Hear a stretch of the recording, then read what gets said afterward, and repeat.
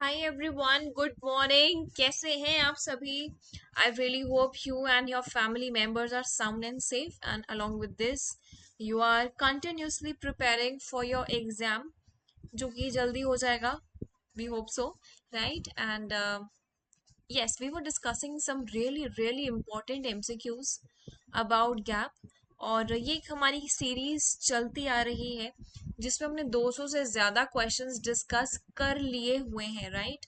And इनकी PDF, बच्चे अगर आप पहली बार आ रहे हैं तो मैं आपको बताना चाहूँगी कि मैंने 200 क्वेश्चंस की एक कंबाइंड पीडीएफ कहाँ प्रोवाइड करवा दी थी? स्लीपी क्लासेस के टेलीग्राम चैनल पे, right?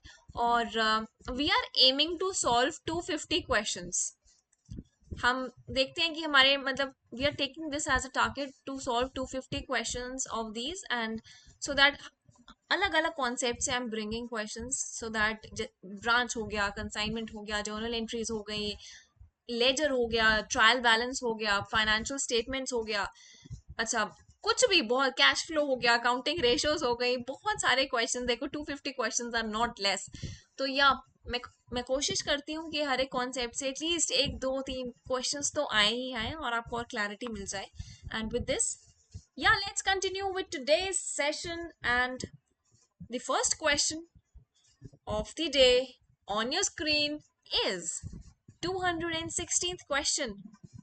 Find a net profit या net loss है ना, when sales are 1 lakh, direct expenses are 20,000, purchases are 75,000, rent paid 10,000, interest income 2,500।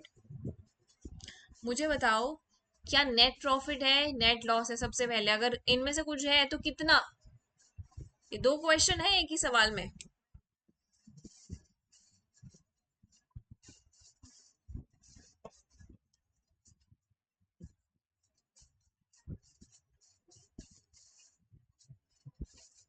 कर लिया क्वेश्चन सॉल्व?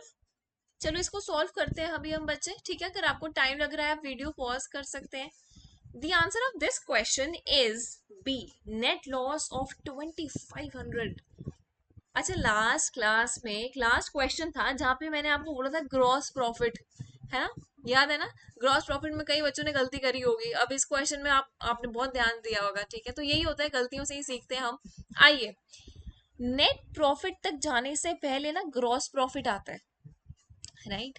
ग्रॉस प्रॉफिट कैसे निकलेगा इस क्वेश्चन के हिसाब से? सेल्स कितनी है हमारे पास? 1 लाख, माइनस क्या करूंगी? डायरेक्ट एक्सपेंसेस, वो कितने हैं? 20,000। ठीक है, कितना बचा मेरे पास? मैं कलर चेंज कर रही हूँ, ये लीजिए। मेरे पास ग्रॉस प्रॉफिट कितना बचा? 80,000, ठीक है जी। ऑलराइट, अब ये यहाँ तक कहानी अपने पास आ गई है, क्लियर हो चुकी है। अब जाना है नेट प्रॉफिट तक। अब इसे ग्रॉस प्रॉफिट में जो होता है हम क्या करते हैं, ये देखिएगा। परचेजेस, परचेजेस भी ऊपर आती है, परचेजेस भी ऊपर आती है। I am really sorry for this, let me correct this.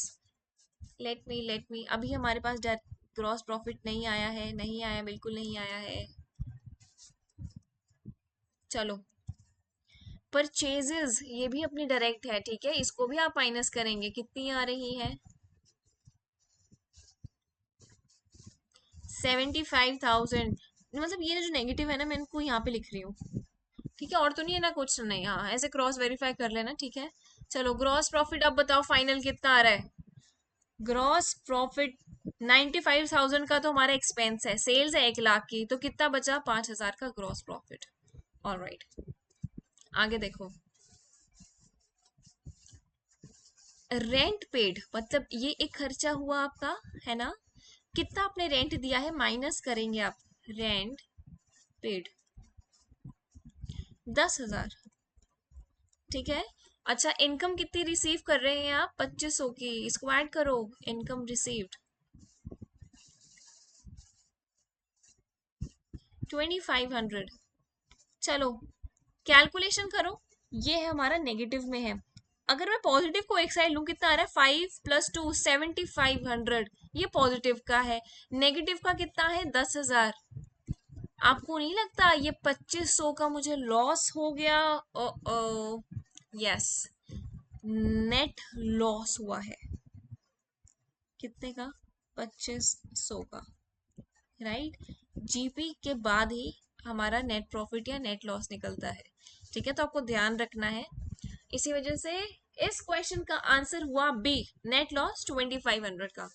आगे देखो, नेक्स्ट क्वेश्चन करते हैं। You need to identify the type of error. अब एरर्स भी बहुत तरह के होते हैं, वो कौन सा है क्वेश्चन के हिसाब से देखिए। पोस्टिंग रॉन्ग अमाउंट और posting to wrong side, omission, compensating, commission, principle. ध्यान से सोच के बताओ।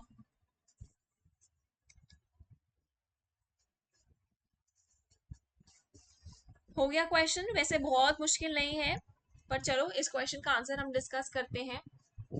ये लीजिए, इसका आंसर है सी, कमीशन एरर। अब वो कैसे है आपको मैं अच्छे से बताऊंगी। ये देखो, सबसे पहले काइंड्स ऑफ एरर्स, दो तरह में इसका विभाजन है। The first one is errors of principle. I will tell you ये कौन से होते हैं, ठीक है, घबराना नहीं है। पहला आता है एरर ऑफ प्रिंसिपल एंड दूसरा आता है हमारे क्लेरिकल एरर्स। अब क्लेरिकल में भी तीन डिविजन्स है: error of omission, error of commission, compensating errors. Errors सबसे पहले यहाँ देखो, एरर्स ऑफ प्रिंसिपल में क्या चीज होती है। अच्छा, हमें पता है ना कि कौन सी चीजें डेबिट होती हैं और कौन सी चीजें क्रेडिट होती हैं। ये रूल्स है हमारे, ये प्रिंसिपल्स है हमारे। लेकिन अगर मैंने इनको ही नहीं फॉलो किया, अगर ना मैंने डेबिट राम को करना था और मैंने शाम को क्रेडिट कर दिया, अगर मैंने डेबिट राम को करना था और डेबिट शाम को कर दिया, या ऐसा ही कुछ किया, मतलब जो चीज डेबिट होनी थी उसको क्रेडिट कर दिया, जो चीज क्रेडिट होनी थी उसको डेबिट कर दिया, प्रिंसिपल्स को फॉलो नहीं किया, रूल्स को फॉलो नहीं किया, तो वो होंगे एरर्स ऑफ प्रिंसिपल। बहुत ही शॉर्ट क्रिस्प वे में समझा रही हूँ। अब क्लेरिकल एरर्स की बारी है, उसमें भी सबसे पहले will discuss errors of omission. Omission का तो नाम से ही मतलब क्लियर हो जाना चाहिए कि कोई चीज ओमिट कर दी, मिस ही कर दी, लिखी ही नहीं है। अच्छा, ये भी या तो पार्शियल मिस करी है कि कंप्लीट मिस कर दी है लिखनी। जैसे आपने ना गुड्स परचेज करे हैं, चलो ठीक है, मैं आपको एग्जांपल देती हूँ पार्शियल ओमिशन का। मैं ना साथ साथ यहाँ इरेज भी करती रहूंगी। देखो, आपने ना गुड्स परचेज किए, ये हैं goods, this is you have purchase them. अच्छा, परचेज कैसे किया है?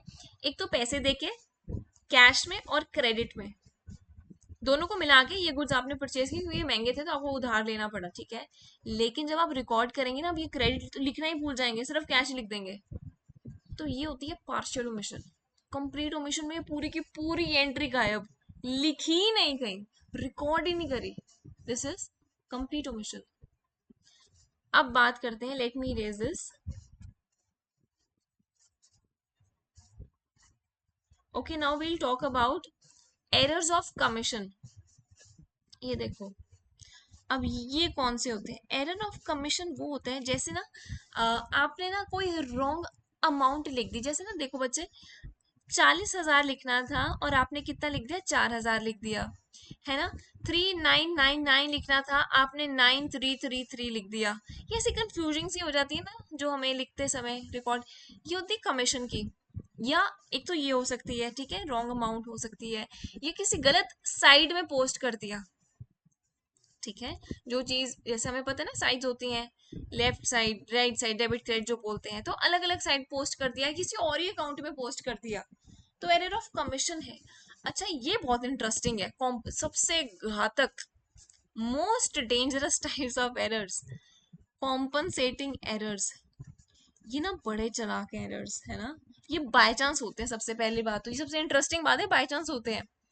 एक गलती जब दूसरी गलती को छुपा दे, आपने गलती करी, है ना, ये ना 5,000 परचेजेस आपने करी 5,000 की, लेकिन रिकॉर्ड ना सिर्फ कितना किया? 3,000 का। ये गायब कितनी कर दी? 2,000 गायब, ओमिट कर दी, लिखी नहीं है, ये एरर ऑफ ओमिशन होगी। 2,000 कम किया। अब दूसरी साइड, अच्छा मतलब ना ये ना हमारी क्या हो रही है, जो डेबिट साइड होती है ना प्रॉफिट एंड लॉस की परचेजेस में, डेबिट साइड वो ना कम होती जा रही है। अब आपने पता है क्या किया, डेबिट साइड में ना एक्सपेंसेस भी होते हैं। एक्सपेंसेस तो थे मेरे कितने के, 5,000 के, मैंने पता है कितने लिख दिए, 7,000। ये 2,000 फालतू लिख दिया, एक्स्ट्रा लिख दिया। मतलब यहाँ पे डेबिट 2,000 से कम किया, यहाँ पर डेबिट 2,000 से ज्यादा कर दिया। तो एक ने दूसरे की गलती छुपा दी। इसको ना लोकेट करना बहुत मुश्किल हो जाता है। ये तभी मैंने बोला था ये बहुत घातक एरर्स हैं, कॉम्पनसेटिंग एरर्स। ठीक है, ये देखो, क्वेश्चन पढ़ो। पोस्टिंग रॉन्ग अमाउंट, जैसे 999 की जगह 333 है ना, वही। या पोस्टिंग टू रॉन्ग साइड, ये कौन सा है अपना, कमीशन। ओमिशन समझ में आ गया ना क्या होता है, छुपाई दी, मतलब एंट्री लिखी ही नहीं है। कॉम्पनसेट, एक ने तो दूसरी गलती की छुपा दी। प्रिंसिपल रूल्स, आगे देखो। Question number 218th. Which one of the following methods for inventory valuation may be misleading when the units are identical? LIFO, FIFO, specific identification method, या all of the above? ध्यान से पढ़ो इस question.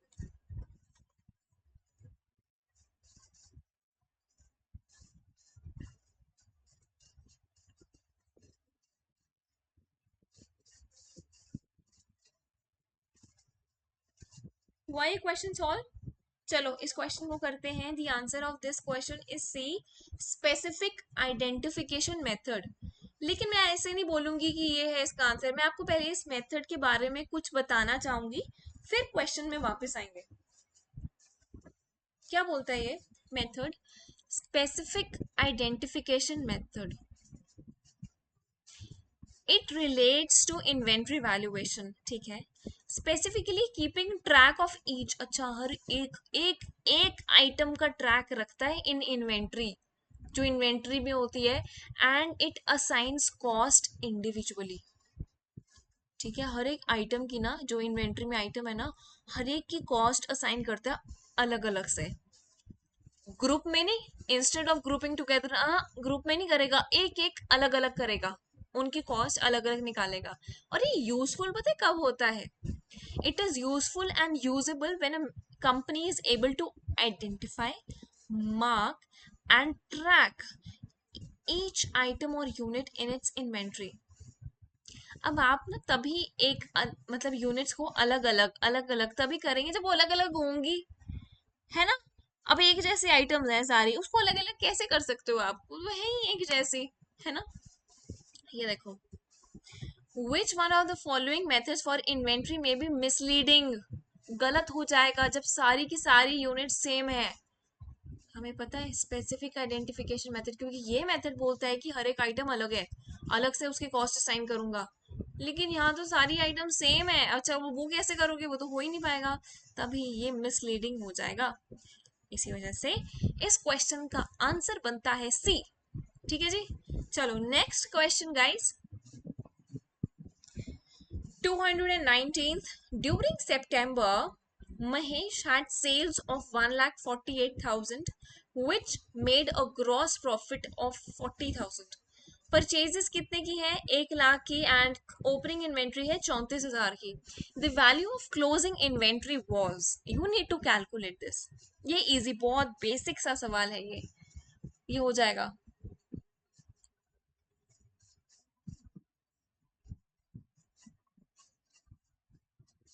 हुआ,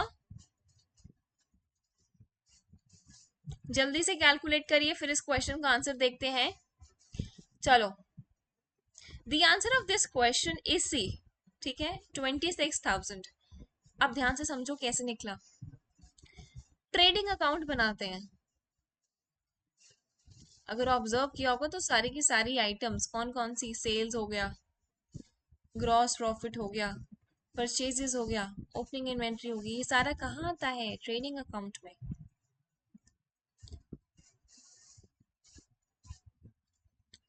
wait wait, अच्छे से बनाते हैं साफ साफ, ठीक है। आपने तो मैम साफ साफ बोला था, कोई बात नहीं, sorry, I don't have a scale.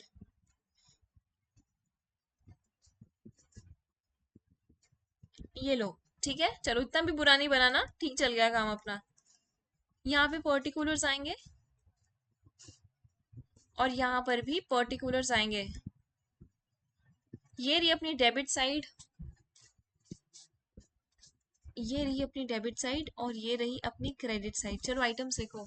Sales कहाँ पे आती है बच्चे, जल्दी बताओ, सेल्स कहाँ पे आती है? यहाँ पे बाय सेल्स कितनी है, कितनी दिख रही है? 1,48,000। Okay good. हमारे पास अच्छा ग्रॉस प्रॉफिट तो लास्ट में लिखते हैं, परचेजेस है 1 लाख की। ओपनिंग इन्वेंट्री सबसे पहले लिखते हैं, टू ओपनिंग इन्वेंट्री। ओपनिंग में ऐसे लिख रही हूँ, ठीक है। इन्वेंट्री कितनी है?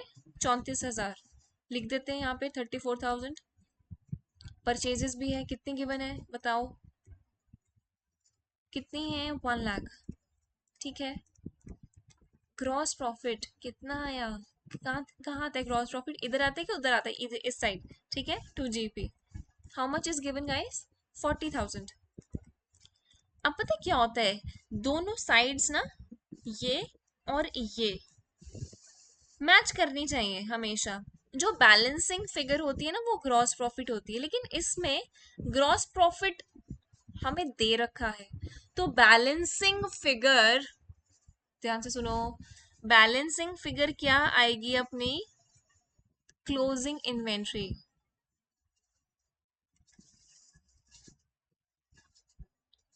देखो 1,04,5,6,7 1,74,000 में से क्या माइनस कर रहे हैं? 1,48,000। चलो पूरी की पूरी कैलकुलेशन करोगे ना, ये 26,000 बचेगा। तो क्लोजिंग इन्वेंट्री कितनी आ रही है? 26,000, ठीक है। और इसी वजह से इस क्वेश्चन का आंसर हुआ अपना सी। ये क्लियर था क्वेश्चन? चलो अब आगे चलते हैं। 220th, which type of inventory system requires updating the inventory balance at the end of accounting period? LIFO, FIFO, specific identification, periodic inventory system.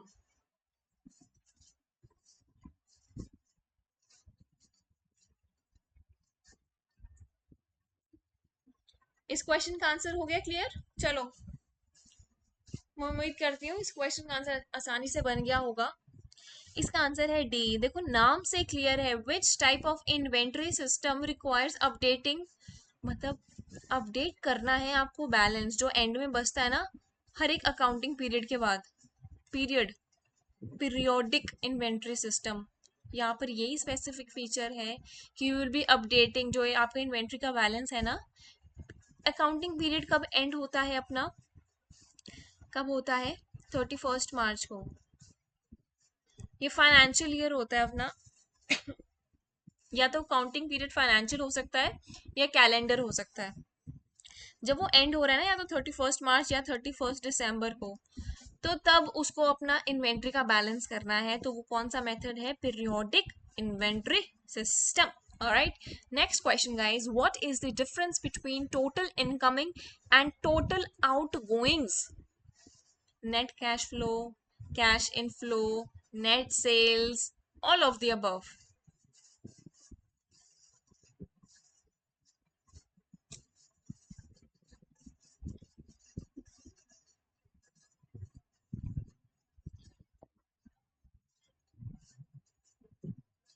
चलो इस क्वेश्चन का आंसर देखते हैं। It is a net cash flow. मुझे पता है आप में से कुछ बच्चे, ज्यादा नहीं बस कुछ बच्चे होंगे प्यारे प्यारे से, जिन्होंने इसका आंसर बी किया होगा, नेट, सॉरी कैश इनफ्लो किया होगा। क्योंकि उसका कारण है, उन्होंने सोचा होगा कि पहले इनकमिंग है और बाद में आउटगोइंग है, लेकिन हमने ये नहीं लिखा कि टोटल इनकमिंग ज्यादा है और टोटल आउटगोइंग कम है। ये इन्फॉर्मेशन आपको क्वेश्चन में दी ही नहीं है। डिफरेंस है टोटल इनकमिंग और टोटल आउटगोइंग का, इनमें से कोई भी ज्यादा हो सकता है, या तो मैं total outgoing minus total incoming कर रही हूँ, तब यहाँ पे आउटफ्लो है ना, मतलब। और अगर टोटल इनकमिंग ज्यादा है आउटगोइंग से, तो वो इनफ्लो है। तो ना तो ये इनफ्लो होगा ना आउटफ्लो होगा, तो ये तो क्लैरिटी है नहीं मेरे पास। लेकिन फ्लो जरूर होगा, वो क्या होगा? वो नेट होगा। Net cash flow is the right word to be used. Alright, next question, guys. Which of the following is true regarding the income statement? अब ध्यान से पढ़ो, चार ऑप्शंस हैं आपके सामने।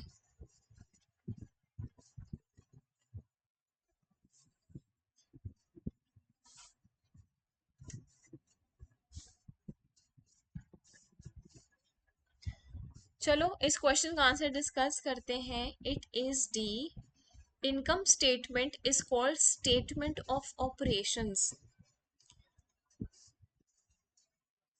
सबसे पहले income statement profit and loss होती है बेसिकली, राइट? क्या प्रॉफिट एंड लॉस में एसेट्स और लाइबिलिटीज आती है? बिल्कुल नहीं। अच्छा, रिकॉर्ड्स इनकम, हाँ इनकम आती है लेकिन लाइबिलिटीज आती है ना। अच्छा, इनकम आता है, एक्सपेंसेस भी आता है, लेकिन लाइबिलिटीज आती है नहीं नहीं नहीं, सिर्फ इनकम और एक्सपेंसेस आएंगे।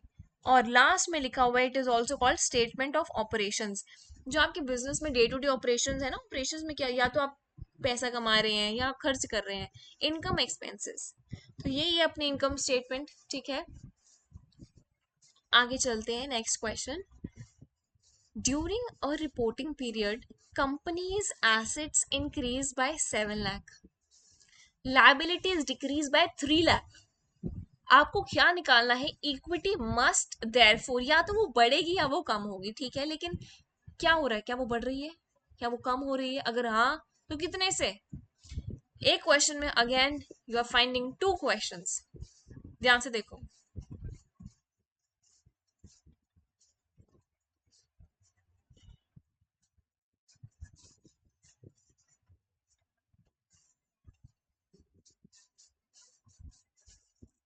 ओके, ये क्वेश्चन अब सॉल्व करते हैं। ये हल्का सा इसमें ना एक पॉइंट है, तो चलो डिस्कस करते हैं इसको। Answer is D, increase by 10 lakh. अगर ये गलत भी हुआ है ना, कोई दिक्कत नहीं है, हम सीखने लगे हैं इस क्वेश्चन को।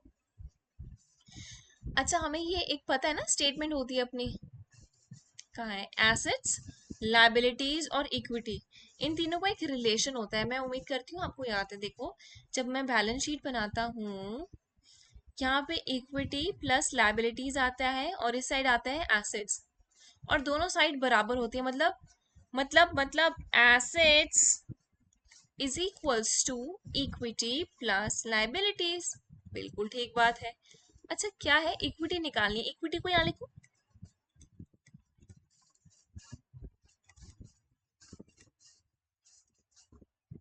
क्या मैंने ठीक लिखा है? जी हाँ, बिल्कुल ठीक लिखा है। अब चलो, जो क्वेश्चन में लिखा है, पहले तो ये मैं एक्स्ट्रा चीजों को मैं इरेज करना चाहूंगी।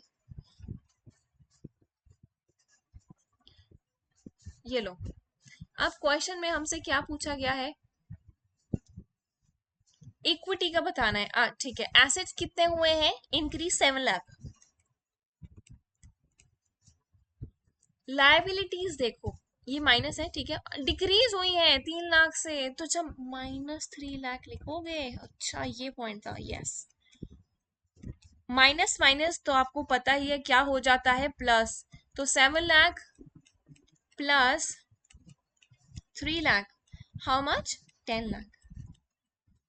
क्योंकि ये पॉजिटिव है, इस वजह से इक्विटी अपनी इंक्रीज हुई है, और कितने से बढ़ी है? 10 लाख से। This is the answer, alright. Okay, चलो एक और क्वेश्चन कर लेते हैं। Keshav borrowed money from bank which, sorry, will affect which accounts? ध्यान से पढ़ो, I'll have some water.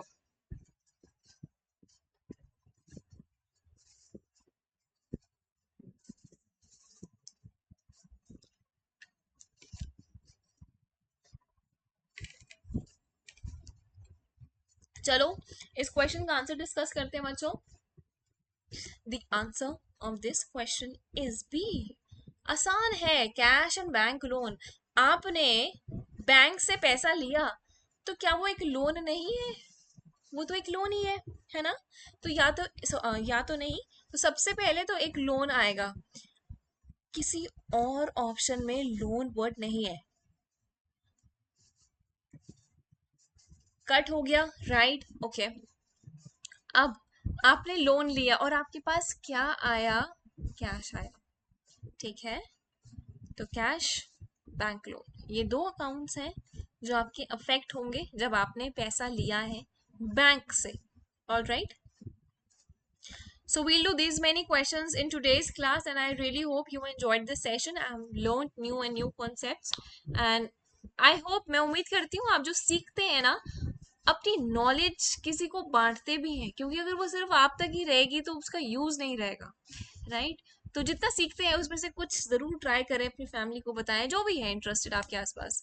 Do share your knowledge with this. Thank you so much guys. Have a good day. Take care. Bye bye.